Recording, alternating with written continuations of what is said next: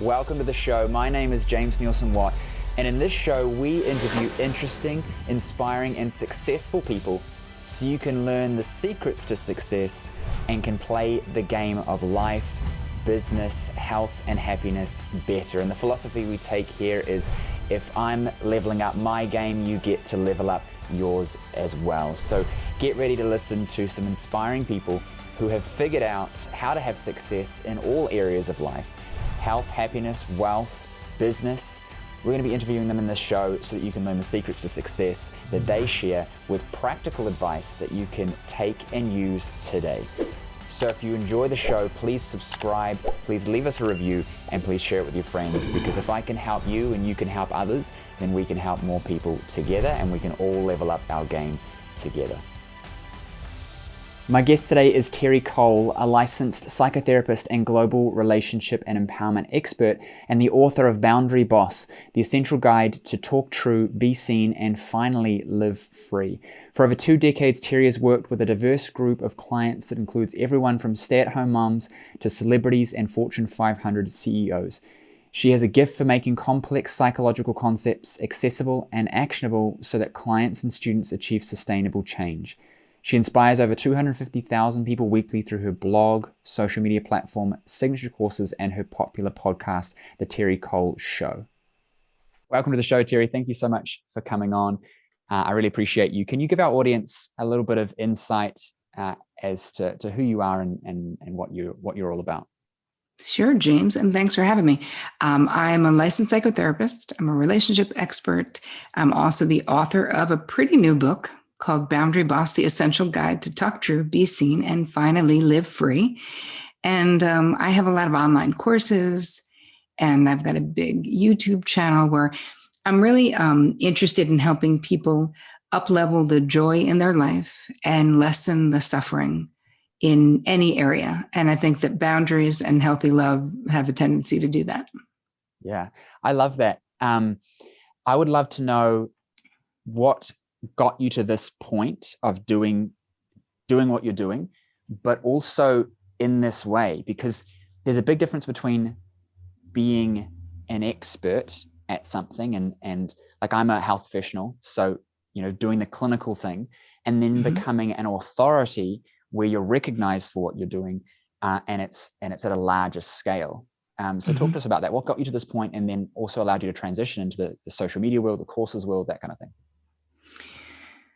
Well, part of it was just my ambition and my dharma, right? My purpose was to reach as many people as I could with what I knew was transformative stuff, that if someone just had a good coach, just had a good guide, just had someone who could be like, hey, maybe this would be a great place to start that thing that you want to change.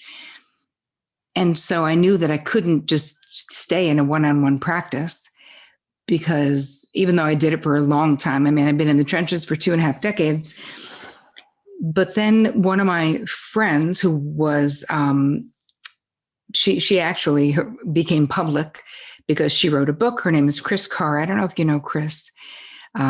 Crazy Sexy Cancer was a book that she wrote many years ago. But we were friends, and part of it was she was going to be on Oprah. So she was like, you have to be the crazy sexy life coach on my site. I'm like, okay. So that I didn't even have a website at that point. That was 2008, I believe. She's like, but you have to have a website before the Oprah thing goes live. And that's in 2 weeks. I was like, oh my God. So I had my first most awful website in 2008. I never added, I had no idea, no clue. Because when you're a psychotherapist, right, it can be very counterintuitive. And I think you as well, anyone who is of service in what they're doing, we're usually not the focus, right? Especially as a psychotherapist. It's not about me. It's about the client. It's about you. It's about someone else. And so once I started becoming more public, so that was like 2009, 2010, I don't think I had a decent website. I definitely didn't until 2011. And that's when I really started putting consistent work out into the world. So weekly videos, and I've been doing that forever. And I also have had my podcast since 2015. So I've been doing a weekly podcast it'll be 6 years in September. So I learned along the way, and I had a full practice for a lot of those early years. I still had a zillion clients while I was doing this on the side because I hadn't thought about really making money in the online world or in a virtual way. I really just wanted to get the work out there so that people who could never have afforded to see me as a therapist could still benefit in some way, which is why I've had a YouTube channel for so long as well.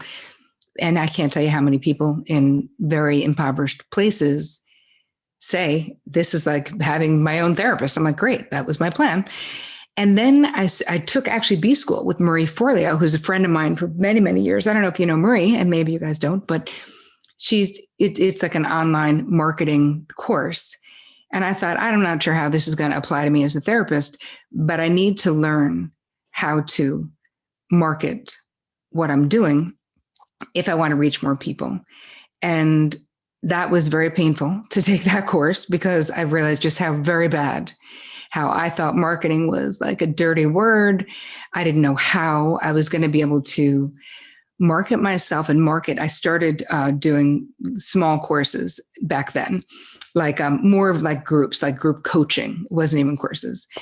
And I was like, well, how am I going to speak to the pain points that people have that would inspire them to want to be in this group? Because I know I can help without abusing them, without amplify, it was like this, it was very difficult for me to figure it out. So what I ended up doing is I ended up doing all this research because my social media presence was growing. And I had all of these people who were like, what you're saying is helping me. What I'm learning from you is helping me. And I was like, okay, then I want to keep doing that. But I was like, but what do you guys really need? Like, what are really your pain points? We did a massive survey, and that is what helped me decide what to do the bigger courses on. So I chose to do a course. I beta tested it with 54 women, and that was called Real Love Revolution. That was, I think, in 2015. And then I took all of their feedback. So surveyed them before, surveyed after, and I doubled the length of the course from the previous, like I completely changed the course where they were like, it's amazing and we need more time. I still transformed my life, my relationship. I thought I was getting a divorce. I'm not going to. Like, the stories that came out of that experience made me know, because listen, as a psychotherapist, I knew that what I do works when it's just you and me in a room, but I didn't know, would it work if it was me and 50 women on Zoom or in a virtual experience? How would that work? How would the community aspect of it work? And what I learned is that it worked just as well, and in some ways almost better, because the community aspect was just so profound, where I really taught. And at that point, I only was allowing women in my courses. I now allow everyone in my courses. But I was teaching them also how to interact with each other. So it wasn't just, what are you learning about? Because what I found is that people who are over-functioning and type A and anxious about other people's anxiety would be endlessly giving advice to each other. And I was like, yeah, no, we're not doing that in here. And so I came up with these really pretty strict rules of engagement. And that is something that transformed so many lives, just that, where they realized that. I was like, hey man, you could be a therapist, a PhD, a master coach, but when you're here, I'm the only therapist. I'm the only coach, because I have you. And this is what you're doing in your life. It's not just what you're doing in this course. You're never keeping your eyes on your own paper. You're codependently attached to all these other people. You are an auto advice giver. You are an auto accommodator, an instant fixer of other people. But in the end, your life is going unfixed, unhandled, because you're so busy handling others. So anyway, that was a long way around the barn to get back to. I did the same thing with the next course. And actually, I did it backwards. You know how normal people would be like, hey, I'm going to offer a $30 course. Yay. I just offered a $1,000 course. Like, that's actually out of the gate, not knowing that that's not how you normally do it. Well, in my opinion, that is how you do it. That's what I teach I work with health professionals to grow their businesses. And when they're launching programs and things like that, that's what I tell them to do, because for what you've probably found out through doing that, it works better, ironically, in my opinion. But yeah. No, that's so interesting, James, because, everyone was like, why did you do that? I was like, I don't know, because it's what the course was worth, or 1/4 of what the course was worth, because I poured my heart and soul into it. I also just assumed that, and as long as I was doing a payment plan, I figured, and of course, if someone came and said they couldn't afford, then I would try to work something out, whatever. I mean, you work it out. But I sold in that was my first time out, and I had 350 people take that course. And I was like, wow, should have offered courses about 10 years ago. Why didn't I think of this? But that was the beginning. And of course, my team and I have really mastered the art since then, every single year. So I never just make a course. I make a course, and every single year I update the course. Every single year I do surveys with the people who are taking it. What would make it better? I make sure the surveys are anonymous. You know why? Because my people love me. They don't want to criticize me. Before it was anonymous, they were so much trepidation to give honest feedback, even though I say, listen, you guys are doing me a favor. This is amazing. I want to know. I actually want to know, like, for real, because I will make those changes. So then I took care of that by making it anonymous. And that is how I've built everything that I've built. And I have many courses now, not just 2 signature courses. I have 2 big courses, but I partnered with Mark Groves. I have a crushing communication course with him. I have a mother wound course. I have a no narc course about dealing with narcissists. So yeah, that's kind of the process of how it went from solo practitioner to doing this. And now I don't really have a private practice. I have a few high profile clients, one in particular, and one corporate high profile client but I'm not that interested in doing that, because I've done it for so long. And I love that I get to reach. I mean, I've had people from 210 countries around the world take my courses. And that's literally my life's work. That's my heart's desire, is to reach as many people as I possibly can, I love this. So this is so in my wheelhouse. Like, I don't know if you even know this, but my whole thing is helping expert health professionals who are amazing at what they do. They get results with their clients, but to help them to grow a business that is functional so that they can then serve their purpose. Because the mission of a business is to make money by helping people. You're in healthcare to help people. You're not going to be able to help people if your business isn't working well. You can't give your heart and soul and work with 3 clients, because the amount of impact that you're leaving on the table is huge. So the natural transition is, well, how do I create leverage for myself? And especially in the industry that you're in, it leans so well into the online space, obviously, because there are so many people who need it, and there's so many people who don't know. Well, first, there's things you don't know, there's things you don't know, etc. And I think that when we get our message out there, it helps people to stumble across stuff and then go down the rabbit hole and then make better decisions for themselves. And your marketing is going to influence far more people than your products ever can, just by sheer numbers, that it also leads people into the programs. And if you do a good job with it, you can make mass amounts of change. And I love that, because I spend all day trying to push people to do exactly what you've done, which is incredible. It's so amazing. I love that that's what you're doing.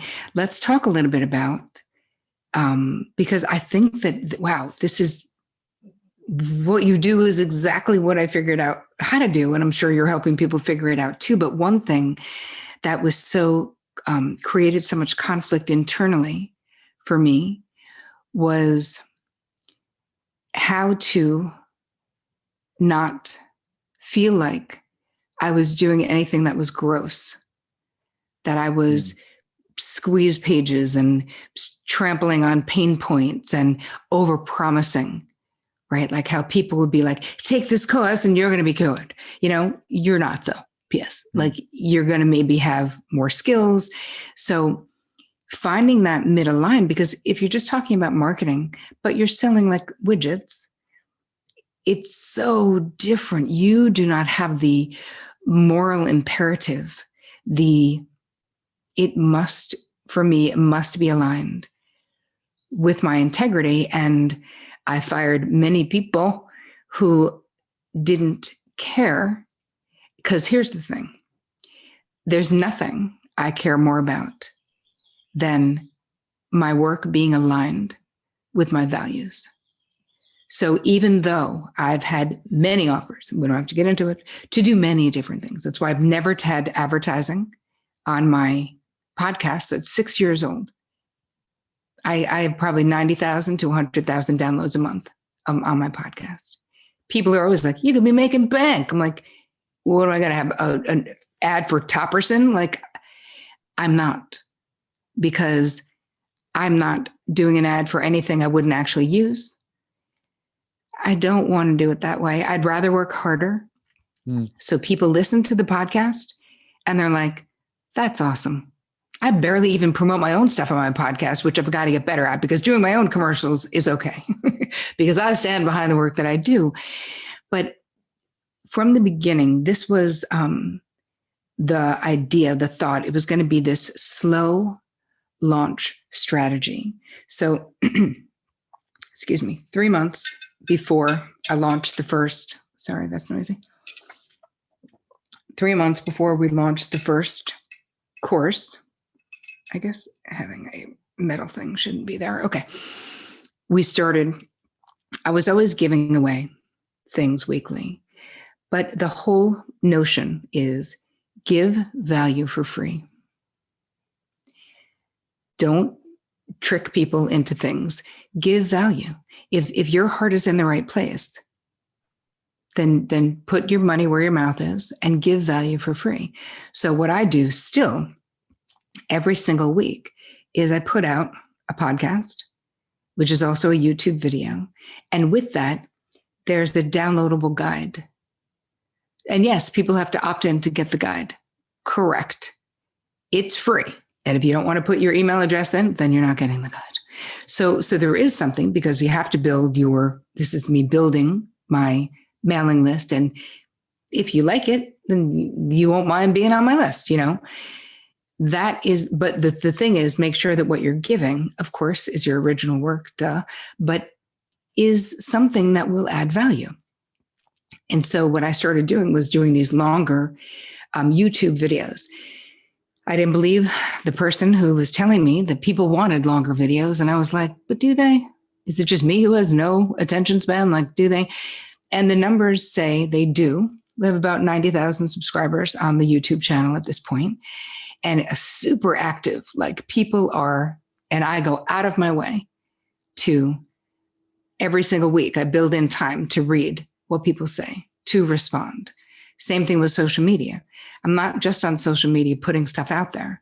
I'm answering people's questions. Like, that's built into my work week, is interacting, because these are people, right?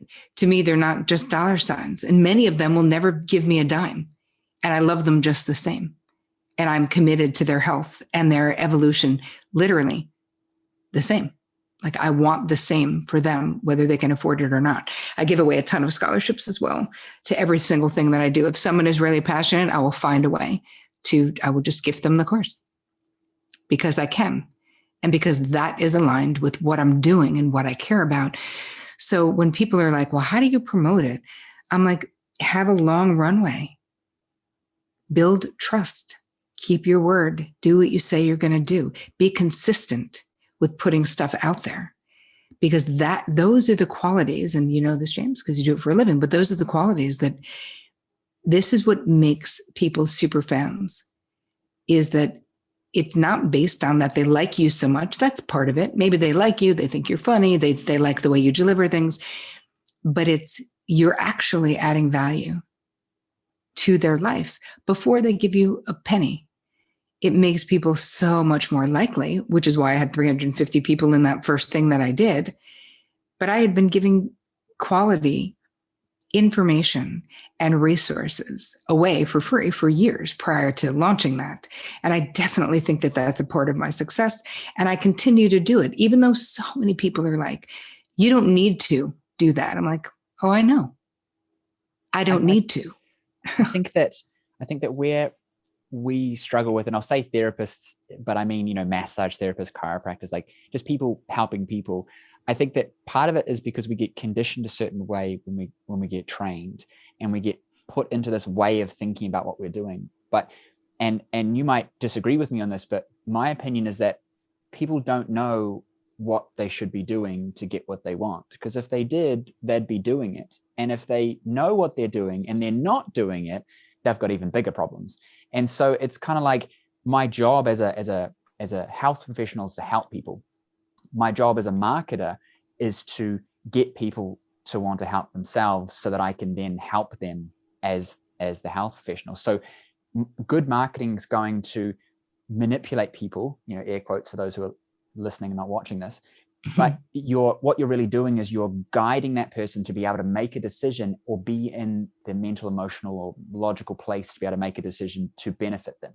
If a person is morbidly obese and is likely on a trajectory to suffer and die, and therefore it affects their family, and et cetera, my imperative is to help this person to understand and make decisions that will benefit them, even if they can't see that right now. Because if they knew it, then they wouldn't be doing it. And if they know it and are not doing it, they got bigger problems. So therefore, they're not in the right place to be able to get that change for themselves. So I have to help them get to that place. So for me, like the biggest thing and a huge part of what I teach my clients is how we retain our clients is extremely important, because you can't just give them a recommendation and then let them make the rest of the decisions, because they're not going to make the right choices. They're going to base it based on, I feel better now, so therefore I don't want to spend more money. But feeling nice today is not an indicator that the problem's fixed, or that it's not going to return, or that, you haven't changed the systematic issues. So for me, marketing and sales and all of that, they were once dirty words. And I think that they are for a lot of us because of what we perceive that to mean. It's like selling for me is the context is, I'm trying to get you to buy something that you don't need. Maybe you do need it.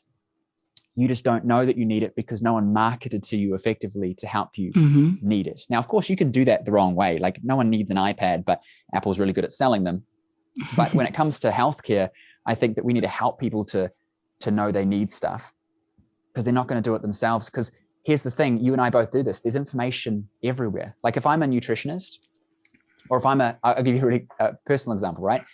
Being a psychotherapist, I can read textbooks, I can YouTube things, but that's not going to necessarily get me an outcome. So there has to be something that it all goes into, because some people will get results, but lots won't. And that's where your programs are for. So for me, good marketing allows you to actually have conversations with people that would allow them to make actions that then get them a result. Because if they knew, then they'd be doing it. And if they know and they're not doing it, then they got bigger problems. And that's what it comes back to for me. Yeah. I mean, because I'm a psychotherapist, I probably have a different view of that than you do, where if they know and they're not doing it, then there's some resistance. And there can be a way, and I do it in some of my marketing, to lower the resistance. Sometimes people feel overwhelmed. They feel like it's too late. I've had too many decades of my life being screwed up. Like there's no way like I can do it now. So I try to dispel or speak to some of that resistance. And people are afraid, especially with psychological stuff. People are afraid to change, and they're afraid to lose. And they're afraid if they change, listen, fear of change is just a natural human state of mind, right? Think about back in the day, when you could have a saber-toothed tiger, if you changed positions or locations, you could be more vulnerable. It's just the way our brains are wired. And so I do a lot of research and understanding about how to help people change their minds about change and about what's possible for them. I also think people have free will, and I think the obesity example, it's not the best one. I know what you're saying, only because then you have people who know it, who do it and still don't get results, because there is so much in the obesity world where, I don't know, I had a close friend who had that experience where did everything, did the stomach things, all of it. And it was something that ran in her family. It was like she was barely eating and still couldn't lose weight. So I just say that only because I don't want people who have had that experience to be like, James, you don't know. But I think that you're right. I mean, our job is to create the funnels, create the pathway for someone who's like, hey, I want to change. And I'm like, okay, I have one pathway. There are many pathways for people to do what it is that I help them do. I can only tell you the pathway that I know, right? And I say to people, listen, what's going to make your life or your situation different 1 year, 5 year, 10 years from now, if you don't do something different today? And the answer is probably nothing.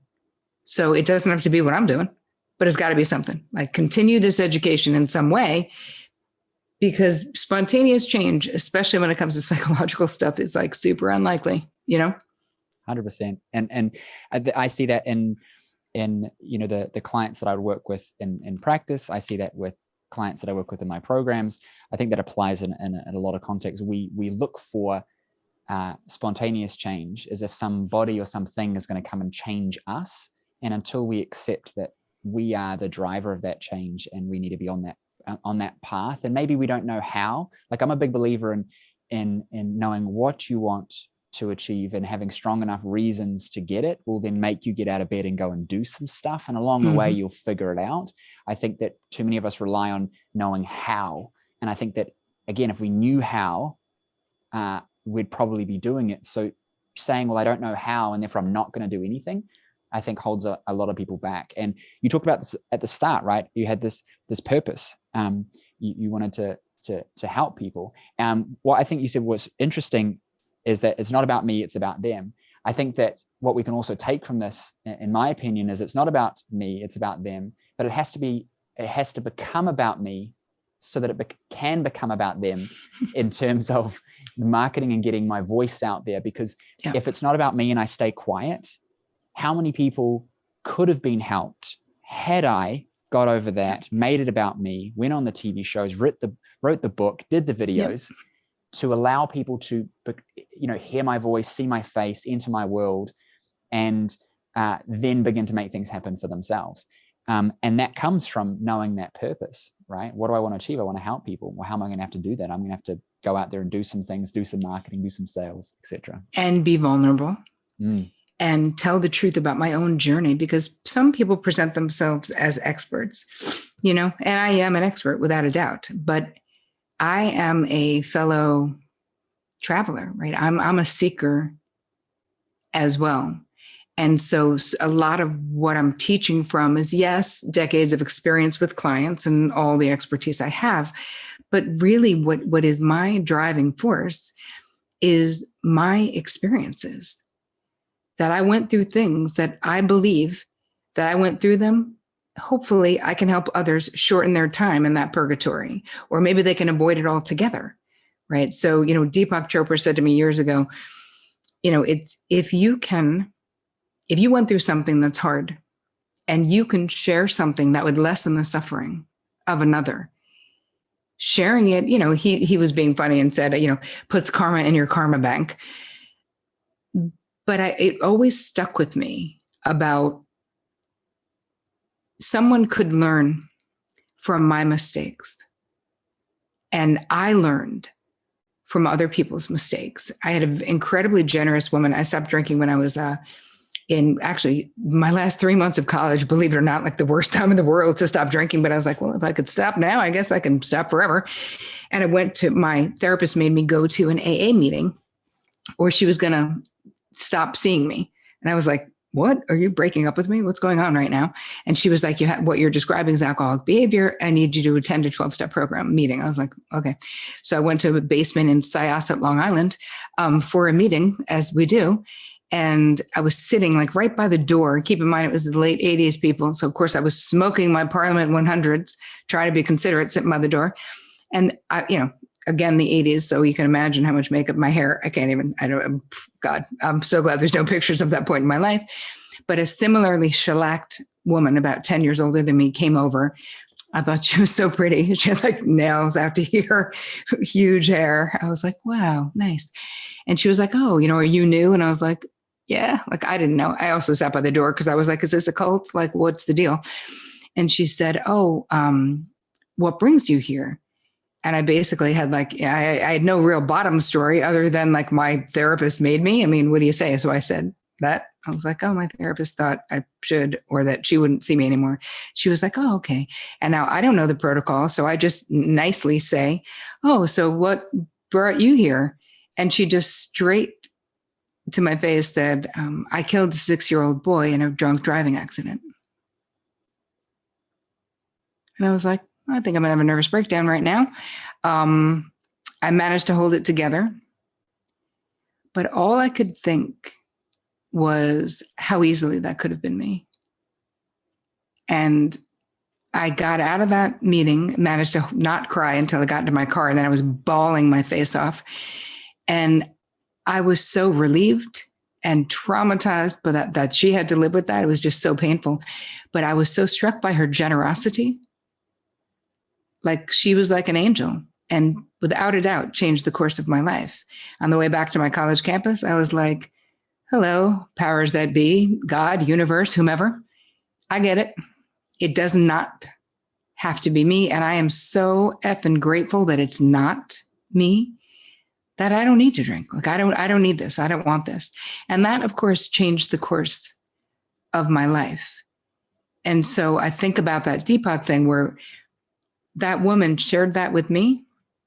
Yes, it was putting karma in her karma bank, but her generosity changed my life. And I was very inspired to pay that forward in the work that I do. It's often, easy to learn from your own mistakes. If there's a hot, pan and you touch it and you get burned, you think, I'm not going to touch pans anymore. And I've learned some stuff. But I think that successful people in any area, however you define it, have learned from others' mistakes so that you can condense that. That's what books are good for, podcasts are good for, programs are good for, is you want to look for, how do I want to be? What do I want to achieve in whatever area? Yeah. And go, who should I go and listen to? And a mentor of mine said, and I'd love to see your face when I say this, they said to me, you don't ask your multi-divorced friend for advice on relationships because they probably don't have good advice unless they're now happy and have figured some stuff out because they're doing well. You don't ask your broke friend who makes all the wrong investment decisions about how to invest, because unless they've now figured it out, because you're going to get the wrong advice. And too many of us listen to our friends, families, and neighbors, I think Napoleon Hill said, and prevent ourselves from getting success that way. I have a question about that story you told. How much do you think the realness of it, the rawness of it, became a motivator that allowed you to actually accept the information that was being said and therefore implement it? Because I think that a lot of us, we know that, drink and drive, you can kill people. How much of it was that pain, that realness of the pain, that you didn't have to do it, but you almost felt it as if you had, that gave you the proper push to shift? And how can we maybe use some of that when we listen to these stories and don't really take them on properly emotionally? I think that there was something very dramatic, even though she didn't say it dramatically, but it was dramatic for me because I had just had the conversation a few days before with the therapist who had said I needed to go to a meeting. And I remember leaving her office and I just felt weirdly relieved.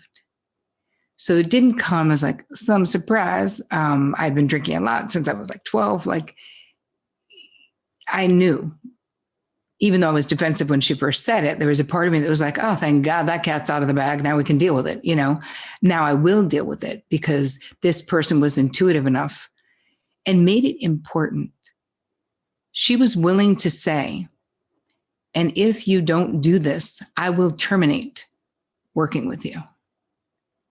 And I was like, holy crap, like, she is not playing. She thinks this is serious. And down deep, I knew it was too, So anyone, back to the question, is think about, I so agree with you. It's so funny, James. There's so much of what we teach and do that is so very aligned, where there is always someone doing what it is that you want to do, even though they're not you, and they're not going to do it your way. So find those people, support those people, go online. If you want to have a successful virtual business, who's doing it the best? Who's doing it in a way that you don't like? I have so many well-known people. I follow all of these lesser known people to a degree whose work that I think they're original thinkers. I love what they're saying. I never thought about it that way.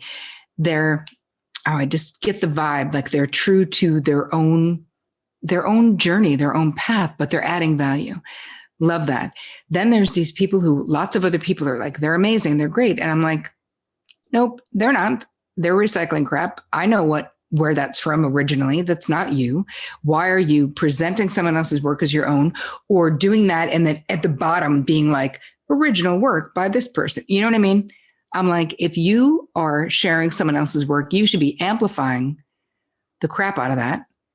For at the top, if I do it as a spotlight, like, I love this insightful blah, blah, blah from this person. I don't know. There's something about just being true, right? Just being truthful. Just maybe you're not an original thinker and you are recycling a bunch of crap, and good for you. You're an amazing marketer, but that doesn't speak to me. So I think that each person who says, I would like to bring my stuff online, or I'm trying to do more of this work, take the time to see what other leaders and less leaders, right? People maybe not as well known as the big leaders are doing, and follow them and support them and react to what they're putting out there. You can get into conversation with those people. Your mind would be blown. We know. It doesn't matter. Now I have a lot of people following me, but I didn't always, of course. I know the people who've been here from the beginning. Like, I remember who's who, and I appreciate that. I'm not suddenly changing the way that I am in the world because I have a book out, or because people who didn't know me now do. So if you're like, hey, I like the way this person is doing it, you can pursue them. You can write to them. And I just had people write to me today, and it's funny. Normally, I'm not encouraging people to do this because normally I don't have time. But it was a couple, they wrote such a nice thing about they're trying to bring their stuff on. And like, my team is like, you don't have time. I was like, but I'm going to make time. I'm just going to do a video and send it to them. They're like, okay, whatever. Now that's me. That's my personality. I do it if I can. Not for everyone, but something that resonates as true. Like, I want people out there doing this work who are good, like good. You're doing it for what I consider the right reasons. If you say that you're doing it to help others, right? So anyway, again, long way around the barn to get back to. Follow people whose work you like, people who you think you respect, because I created something new for myself. James, people are like, you have to do it this way. And there's not been one thing in my life, honestly, that I've ever done the way that any other mother effer said I had to do it that way, because I know myself, just because that person didn't figure out a way to do this thing the way that I wanted to do it, right? How can I be an online business and stay in my own integrity? How can I not align with, people like, you have to how are you going to afford to not take ads on your podcast? I'm going to just do it. I'm going to do it myself. My team will do it. Like, you can do whatever it is that you want to do. And a lot of times I feel like there were people I knew who were sort of justifying just taking any advertising from anyone. I'm like, listen, I'm not judging you, man. I'm really not.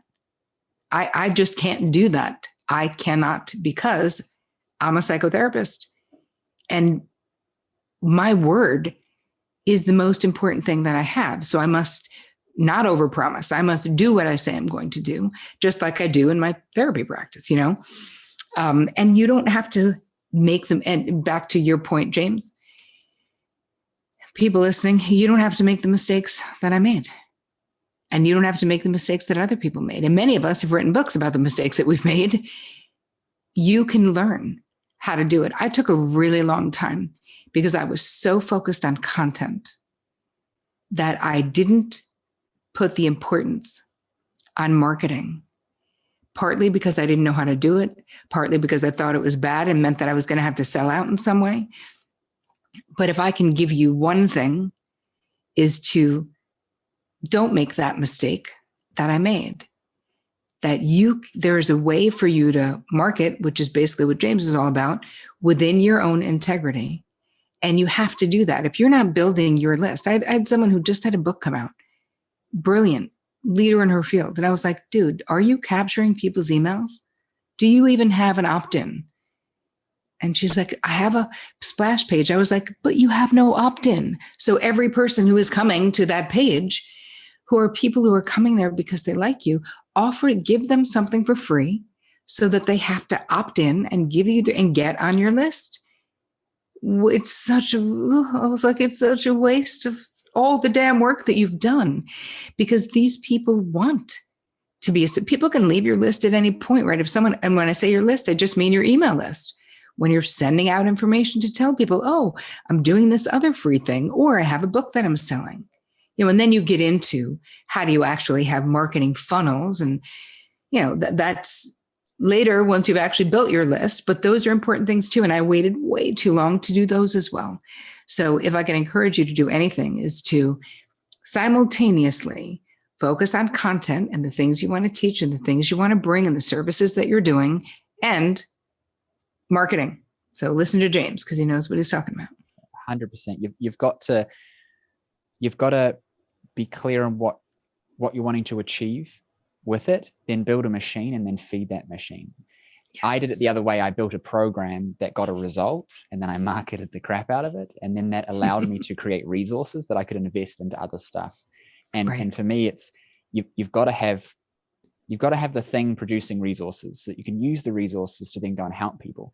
There's no way that you could be where you are without being able to make money and then have the space and time and team to be able to then go and create all the free content. And a lot of people start with that. And so when people, the point I wanted to bring this back to is, you said, you got friends and they're making content and they're saying, you got to take sponsorship, etc. I never even considered that with my show, because I'm not an influencer who now needs to sell attention that I'm collecting with my content. I actually have value to give, and I'm just giving the value and then feeding it back to the machine, which is the thing that then delivers it in a way that's easier and in a way that's convenient and is purposefully designed, which is what you have. That program is they could probably find that stuff in your content, but it'd take them hours, or they just pay you however much and then just get it and get coaching and actually do it and get a result. You know what I mean? I think that you said so many good points. You talked about truth and just being truthful. I think that when you're being truthful, it gets easy. The game gets easy when you're just being truthful. More so, I think, to yourself. You're just saying it how it is. You just talk about it. Like we had this chat, and at the start, I said, whenever I bring somebody on, I see their background and I go, man, I need to make my background better. Like now everyone's going to notice how crappy my background is. But I look at it and I'm like, I need that, but it never gets high enough up the list. And I'm just being truthful. I'm not holding back and going, oh, well, I can't launch because, I don't have this, I don't have that. I just do it because I know that the information is what matters, and me just being authentic with it is what matters. I got sick kids. I said that to you at the start as well. I had to scrape some boogers off my shirt because my baby was crying. and it's like, that's just how it is. I'm not going to go freak out and I've got to cancel this and it's not perfect, because the truth is there's value and I'm being truthful. And if you don't like my face, that you're not going to like it no matter what. It doesn't matter what lighting I have, whatever. So the more you just be truthful with it, the easier it gets. And you're focused on abundance, not scarcity. You are helping others to do the thing that maybe you're doing because there's an abundance and there will always be an abundance. And the mere fact of doing that encourages the abundance. Because if you have the mindset of scarcity and you can't help that person, then you're going to be looking at all the problems from scarcity, and therefore you won't find the solutions. And it's kind of very circular. Real quick, back to your point with the therapist, and I'd love this to be our pivot into your book as well. Sure. You're talking about boundaries. And what I heard from that was they set a boundary and said, I'm not going to work with you unless you do X. How can you break that down a little bit? Because what I see is, as health professionals, we get stuck in this feeling of like, we can't make that boundary with this client that we're enabling because we're not actually setting up this thing of like, no, I'm only going to continue if you actually do it properly. And we end up kind of half-assing it, and it's not helping the client, but we feel like, well, I'm a health professional, so I have to keep, whatever. Can we talk about that a little bit as to how you maybe see that now looking back and how it helped you, but also how the therapist was able to do that, and then lead into your book. That'd be amazing. I think that we have to have, I had like different rules of like, who was I going to work with and how was I going to work with them? So one of the stories in the book, actually, the last story in the book, is about someone who came to me who she just had it together. Like, she floated in my office. She was gorgeous, still is, looked like an angel, had long blonde hair, big blue eyes, and was just like, knew everything, talking about her family of origin. Mother was like a narcissist. Father was kind of like just abused by the mother and not very helpful to the kids, blah, blah, blah. I was like, she's definitely had a lot of therapy. Like, what is she doing here? And I said, so this brings us, we only have 10 minutes left in the session. Why now? And why me? And what are you doing here? Kind of. And she said, I failed to mention that I'm in a terribly abusive relationship right now. And I was like, okay, well, could have started that at the top, but here we go. And I just said to her, listen, she told me what was happening and it was terrible. And I said to her, there are many therapists in New York who would be super psyched to take your money while you decide if you want to leave this guy for the next year or whatever. I'm definitely not one of them. If you are ready to go, I am your gal. Like, I'm your person. And she's like, I'm ready. I'm like, bring it, go time. So for me, now some therapists would be like, what's wrong with you? You should work with them anyway. I cannot. That is my choice not to. It's too painful. The same way I don't work with perpetrators. Some people do. That's a specialty. That's not me. They deserve help. Something happened to them. That's why they became a perpetrator, but I'm not the right person to help them.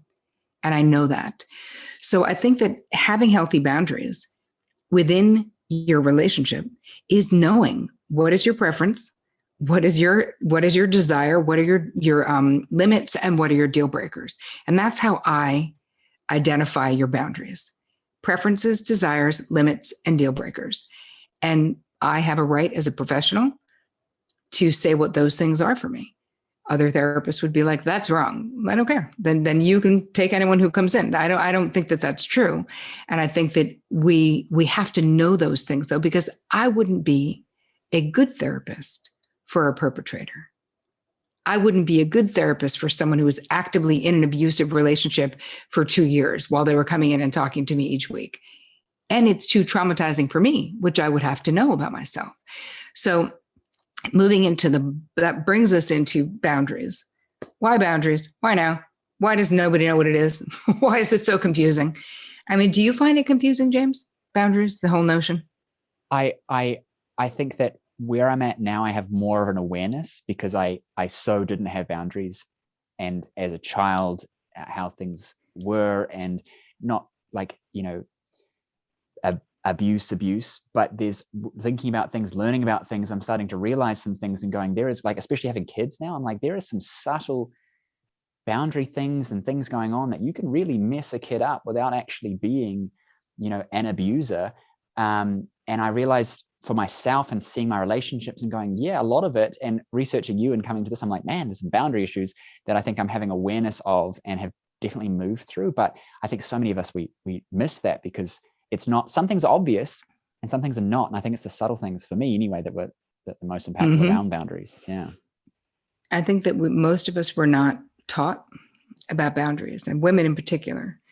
We really were raised and praised for being self-abandoning codependents. Like, that's a fact. So go along to get along. If you don't have anything nice to say, don't say anything at all. Turn that frown around. Where's my happy girl? I could keep going. I won't. You get the point. So we learned, most of us, that we should be happy because it makes other people comfortable. It doesn't really matter how you actually feel, right? And oh my God, you're walking on the street and some guy's like, smile for me. I'm like, I might just punch you in the face. Like, it's possible that could be coming down the pipe. Why? Why is it for you? Why does my happiness or unhappiness have anything to do with you? Explain it. Sorry about that. That should have been on there, but it wasn't. So I think that we're from the beginning, especially women, we not only don't know because nobody taught us, we start at a deficit because we got corrupted information about what it means to have good boundaries. It means you're mean, you're bitchy, you're selfish, you're full of yourself, you're a drama queen. There's so many that I've heard over the past 25 years, but it doesn't mean that. And the importance of knowing your preferences, your desires, your limits, and your deal breakers, and having the ability to communicate them. What we're really talking about is that's who you are. Those things, when you think about them as a collective, that's who you are. And so when you say yes, when you want to say no, because you have the people pleasing syndrome, because you're worried about what other people are going to think if you say no, not only, I mean, all of these things we do under the guise of being nice. But when I say it like that, does it sound like it's nice to say yes when you really want to say no? Not only not nice, dishonest, and misleads the people in our lives. And the biggest tragedy of going around with disordered boundaries is that the people who you want to be the closest to, right, you're literally not letting them authentically know you. So how can anyone ever really deeply, authentically love you if you never let them authentically know you? Mm-hmm. So there's a lot at stake for having an entire life built on disordered boundaries. And communication and knowing yourself is really the foundation. So the way that I teach it in the book is we just start with you, because it all begins and ends with you. No matter what anyone else is doing, you knowing yourself, just taking an inventory right now of like each relationship in my life, what is okay and what is not okay right now?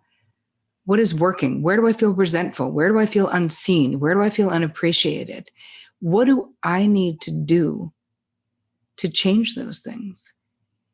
And when we're honest, we're so afraid that people are going to reject us or not agree. Being honest, talking true, as I call it in the subtitle of the book, this is allowing people the privilege of knowing who you are. If you're working, let's bring boundaries into the work situation. I remember I was in my internship for becoming a psychotherapist, and I had a boss who I just like hated this guy. I couldn't stand him. And I would go into my therapist and be like, he's so mean. He's so judgmental. He's such a jerk. He's so this, he's just all the so's. He was so many things that I barely interacted with him. And she was like, let me ask you something.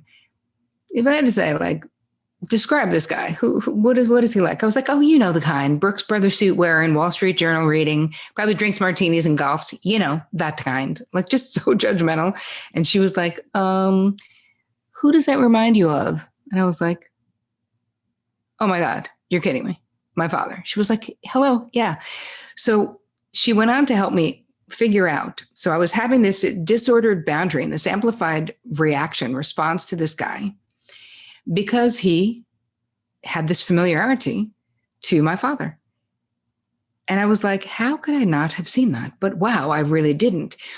And so with boundaries, we also want to be clear about what with our resentments, right? I give you this tool in the book called the 3 Cues for Clarity, which is basically, you can ask these questions. And if I had those questions, I would have figured out that I was having a transference to my boss as if he were my father, where you can ask yourself, who does this person remind me of? Where have I felt like this before? And why or how is this behavioral interaction familiar to me? Sometimes you've seen it, like maybe your parents interacted that way or someone else did. Sometimes you might be in it. And that clarity. And she's like, listen, the importance, it's not like about him. It's not about your boss. It's about you. You are reacting to him. You're having a transference. So I became my 10-year-old self in this guy's presence. And she's like, how is he ever going to know how smart you are? If you avoid him and don't go to the meetings that he's in, or like hide in the bathroom whenever he's in the hallway, like, you do not want your 10-year-old making decisions for your adult career. And she was so right. And of course, once I realized that thing, I had no more hatred of this guy, no more fear. It was the weirdest thing. Like it was literally in real time. I was like, wow, I can't believe I didn't see that. Suddenly, because she's like, don't you want a job here after you graduate? I was like, I do. And I did get a job at that drug treatment clinic after I graduated, once I figured that out. But that's another process that I walk you through in the book, is understanding. Sometimes we have disordered boundaries because we have other things like that, having a transference. So the boundary that I was erecting with him was not appropriate for him. That was my 10-year-old self trying to erect that boundary, do the same exact thing I did as a kid, avoid my father, leave the room that he comes into, right? It was literally the same exact thing. And so I've really taken these complicated concepts, sort of brought them down to this accessible way so that you can figure out, why are you in this situation? Again, whatever the situation is, because we can't figure out our boundaries unless we know what's really going on, 100%. Look, you've been an incredible guest. I've really appreciated you coming on, and I've learned a lot myself, and I know that my listeners have as well.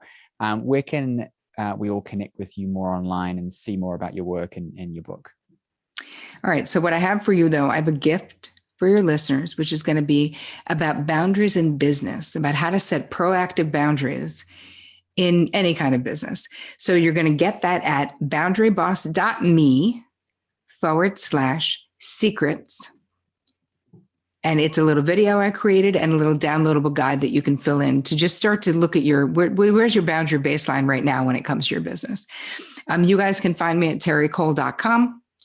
My podcast is on, everywhere the podcasts are. It's just the Terri Cole Show. I hang out most on Instagram, and I'm just at Terri Cole. And you can get the book at boundarybossbook.com. Amazing. Thank you so much. I really appreciate you. Same here. Thanks so much, James. Let's do it again sometime. Thank you for listening to today's episode. Everything shared will be in the description of the episode, so you can go and grab that. Now, if you enjoyed the show and you want to listen to more, please subscribe, because every week we're releasing new episodes with inspiring people, successful people, so you can level up your game. So subscribe, and also leave us a review. We'd love to hear feedback about the show and your thoughts and opinions there as well. Now, if you want to have more success, whether it's in your life, whether it's in your business, we run live trainings every single week where you can get access to me to coach you through everything from health, wealth, success, business. We're doing topics on all things that you need to live a better, more inspired and successful life. Live trainings every single week. Just visit jamesnielsenwatt.com/live and you can get access to that. Now, there's also a ton of resources that you get for just listening to the show. All of that will be in the description. So if you are watching this on YouTube, check the description. If you're listening to this episode, check the description. We've got a load of resources there for you to have more success in your life, whether it's relationships, investing, or in business. I'll see you on the next episode. And as always, subscribe, leave a review, and tell your friends, because there's somebody else that needs to be hearing this, and maybe you're their opportunity to help them level up their game.